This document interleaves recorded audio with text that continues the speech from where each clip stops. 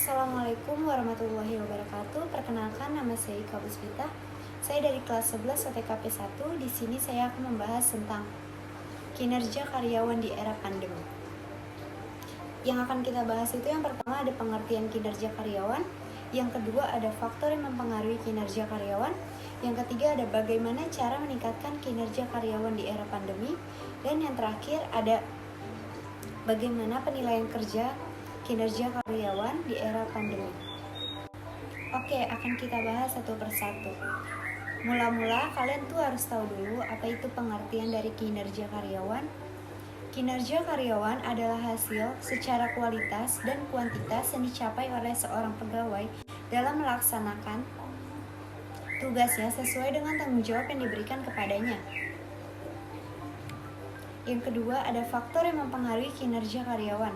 Yang pertama ada efektivitas dan efisien, yang kedua ada otoritas atau wewenang, yang ketiga disiplin, yang keempat ada inisiatif, yang kelima ada lingkungan kerja, dan yang terakhir ada visi, misi, dan budaya organisasi.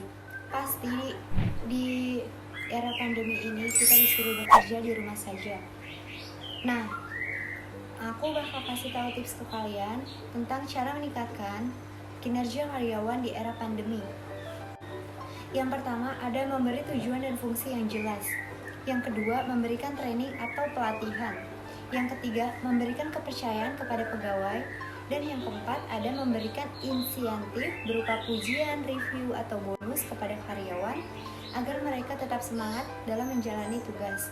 Yang kelima, ada melakukan evaluasi secara bertahap dan open masukan. Yang keenam, ada menerapkan komunikasi yang efektif dan efisien. Seperti kita harus komunikasi dengan seorang atasan itu melalui telepon, WA, atau yang ingin bertanya. Yang ketujuh ada gunakan aplikasi monitor. Oke, yang terakhir akan kita bahas yaitu cara penilaian kerja karyawan saat pandemi. Yang kesatu ada pikirkan tujuan penilaian karyawan. Yang kedua ada pertimbangkan matriks penilaian. Yang ketiga hindari rating atau peringkat dalam suatu perusahaan.